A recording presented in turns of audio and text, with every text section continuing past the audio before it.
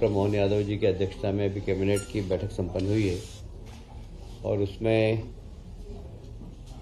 कुछ future planning भी हुई है, कुछ वर्तमान समय में जो प्रोजेक्ट चल रहे हैं उनकी भी स्वीकृति मिली है। और सबसे बड़ी बात है, जो 16वां फाइनेंस कमीशन आ रहा है, 16th फाइनेंस कमीशन, आप सभी जानते हैं कि 5 साल के लिए राज्य सरकार को कितना फाइनेंशियल सपोर्ट केंद्र से मिले। हर राज्य चाहता है कि हमको ज़्यादा से ज़्यादा मिले, तो हम अपनी तैयारी कर रहे हैं। माननीय मुख्यमंत्री जी ने निर्देश दिए सभी विभागों को कि वे अपने अपने विभाग में किस प्रकार 5 साल की प्लानिंग करके और हम 16वें वित्त आयोग के सामने अपनी बात रख सकें और ज़्यादा से ज़्यादा पैसा केंद्र सरकार से राज्यों को मिल सके। अरविंद पनगड़िया इसके अध्यक्ष हैं, देश के माने माने अर्थशास्त्री, वो इसकी अध्यक्षता करेंगे, वो यहाँ पर आ रहे हैं।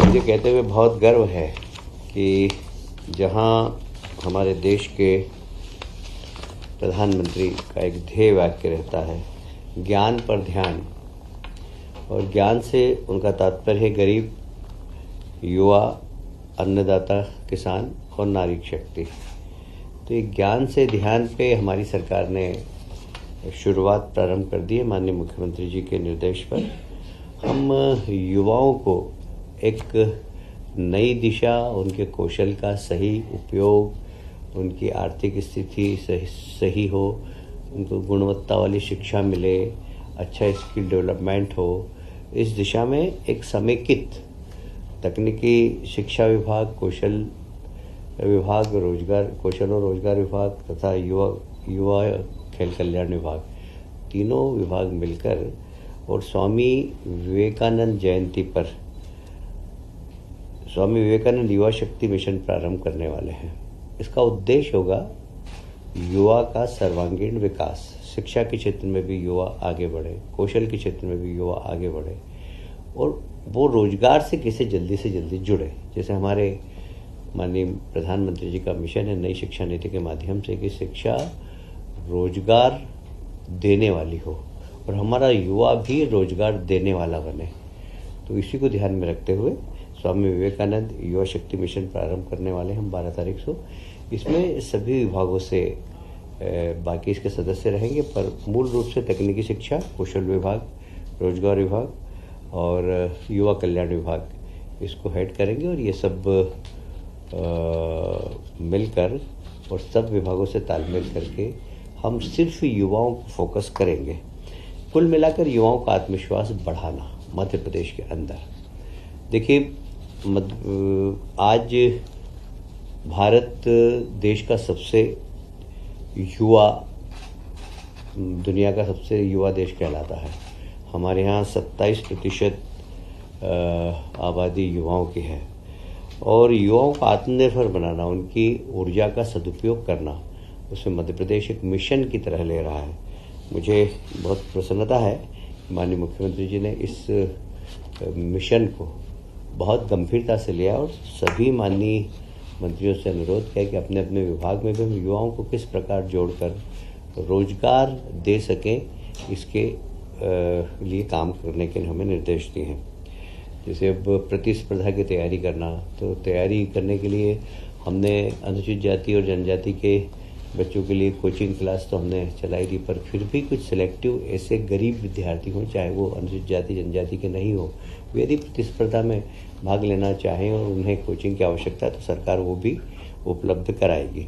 कुल मिलाकर युवाओं से संवाद बढ़ाना, उनका आत्मविश्वास बढ़ाना, उनकी योग्यता का सदुपयोग करना, उनकी क्षमता बढ़ाना, इसका उद्देश्य है।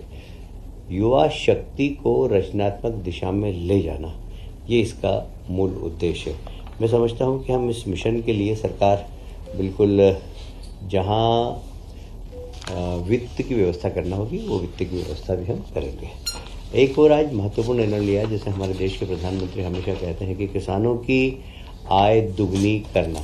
तो किसानों से संबंधित जितने भी उपक्रम है, चाहे वो दूध उत्पादन का हो, चाहे मछली उत्पादन का हो, इन सब को हम कैसे वृद्धि कर सके, एक बहुत ही क्रांतिकारी निर्णय मध्य प्रदेश की सरकार ने लिया है। Madhya Pradesh state cooperative dairy federation और राष्ट्रीय डेयरी विकास बोर्ड, इसके बीच में एक अनुबंध हम कर रहे हैं और सारी दूध के उत्पादन, दूध का परिवहन, दूध का चिलिंग, दूध की प्रोसेसिंग, दूध की पैकिंग और मार्केटिंग, ये सब अभी किसान करता है। अभी हमारे यहाँ दूध डेयरी भी है और निश्चित रूप से जिस क्षमता के साथ चलना चाहिए उस क्षमता के साथ नहीं चल पा रही है। हम फोकस करेंगे इसमें प्रोफेशनल लोगों को भी जोड़कर, कैसे हमारा सांची ब्रांड है वह सारे देश में अपनी पहचान बना सके। इसके लिए हम लोग बहुत डेडिकेटेड रूप से काम करेंगे, क्योंकि यह किसान की आमदनी बढ़ाने का एक बहुत बड़ा उपक्रम हो सकता है। साथ ही युवा लोगों को रोजगार सृजन करने का भी एक बहुत बड़ा अवसर हो सकता है। तो इसमें हम कलेक्शन सेंटर की क्षमता बढ़ाएंगे, कलेक्शन सेंटर की संख्या बढ़ाएंगे, जो पशुधन है वो ठीक नस्ल के किसान खरीदे। किसान को खरीदने के लिए कोऑपरेटिव सेक्टर के माध्यम से हम लोन दिलवाएंगे।